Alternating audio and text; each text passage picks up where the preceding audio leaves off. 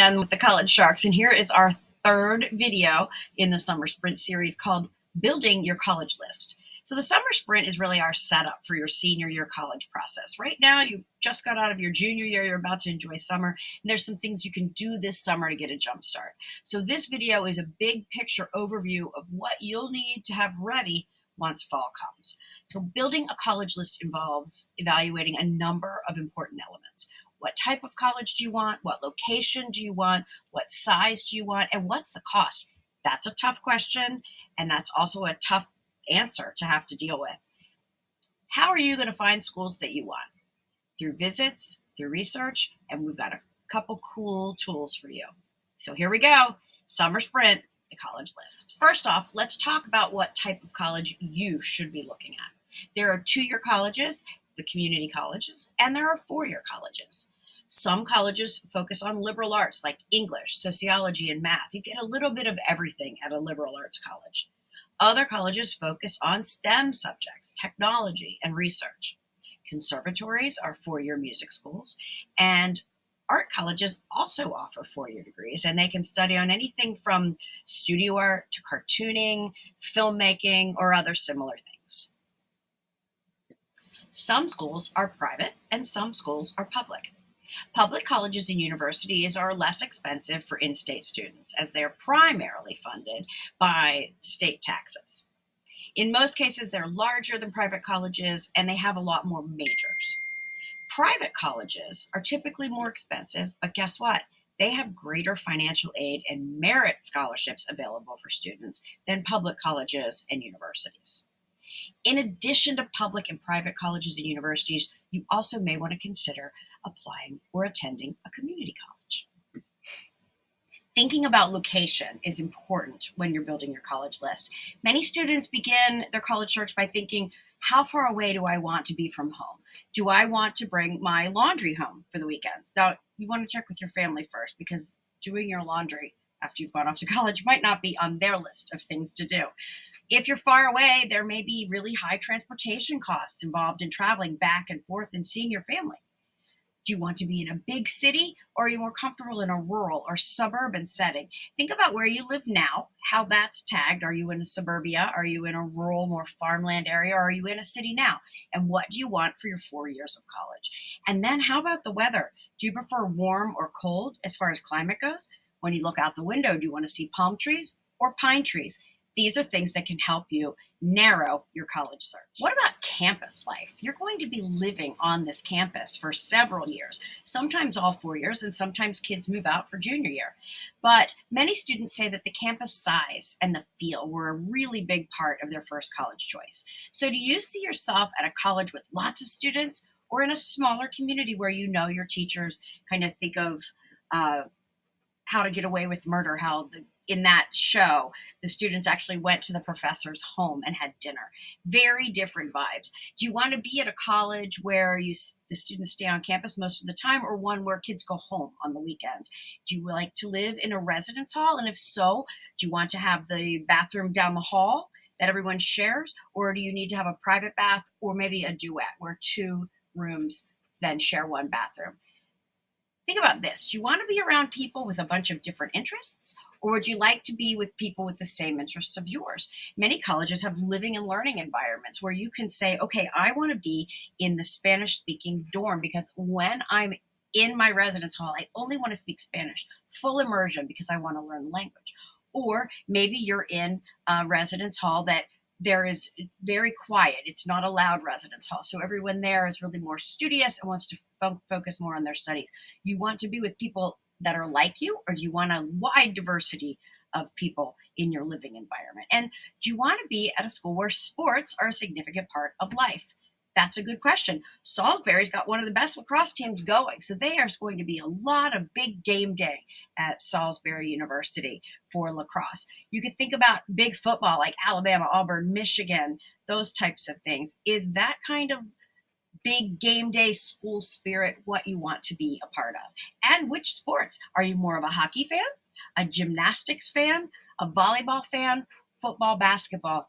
You have to think about what you want to do with your free time and who you want to root for. And also, Would you like to be known for a school that's known for its activism? Think about all of the schools that have had protests and things in the past where kids get together and surround themselves around an idea or an ideal. Or do you want to be part of a school that has a certain college ranking? And I always warn you, because the top 15 never really change, but college rankings are subjective and you want to kind of do that more by major. But maybe that level of prestige or bumper sticker is something that really drives you with where you want to go. Finally, when you're building your college list, the financial costs are typically a major concern for families. We should have started with this, but we wanted you to know all the choices that you have. But at the end of the day, you want to find out what you can afford, what kind of loans you're willing to take, and which schools may offer you merit aid or financial need-based aid. We're going to get to that a little bit more in the last summer sprint video. But for now, when you're building your college list, we suggest you pick 2 or 3 colleges that you can easily visit this summer. Maybe choose your in-state flagship university. If you're in Maryland, that would be the University of Maryland College Park. Or if you're in North Carolina, that would be UNC Chapel Hill. Hard for me to say that because my daughter went to NC State. So hey, go see both. Flagships are the premier universities in a state system, and typically they have excellent everything. Great professors, great infrastructure, research labs, you name it, they've got it. But you also want to look and say, if you're at a super big school that does a lot of research, are you going to be taught by a teacher's assistant, or are you going to be taught by the actual professor? All of these things we can start digging into once you get your first basic college list going. So you've hit the big state flagship school. Now, whether you think you want to or not, I want you to choose a smaller or preferably private college that's not far from where you live. So if you live in the Baltimore area, that could be St. John's in Annapolis, Mount St. Mary's in Emmitsburg, or St. Mary's College on the Eastern Shore. You could pick a middle size like Salisbury to visit too. Things that are close to home, but that you get the sense of what the size of a school feels like. For our North Carolina kids, you could go to my alma mater, Elon College. You could look at Wake Forest, High Point, Winston-Salem, Wofford, Lees-McRae, lots and lots of schools in Carolina for you to look at. So pick the ones that are close to where you live. No matter what state you're in, there are schools that are close to you, and we really urge you to go and visit so you know what you're talking about.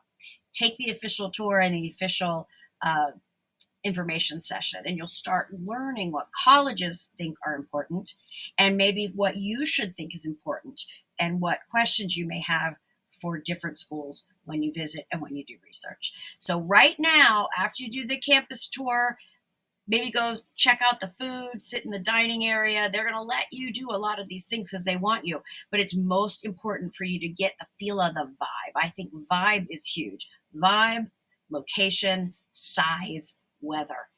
Get those things going, find out what your preferences are, and it'll be a lot easier to craft your final college list. Well, I used to say break out the map and get on the road, but now I'm going to tell you to charge your phone and I guess get on there and map out where you're going to go and have your phone tell you where to make each turn.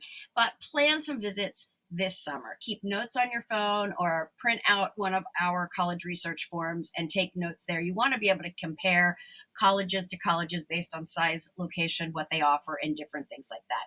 You also want to be able to refer back to some of these schools. So write down crazy memories you have at each one so you can remember which is which. And I always say, go do something absolutely fun and crazy in the town where the school is, because that's where you're going to live. For example, we went to the University of Vermont, and there we went and took a dog sledding. We went mushing, super fun. We went down to Longwood University and we ended up doing that thing where you go from tree to tree, kind of like that outdoorsy kind of stuff.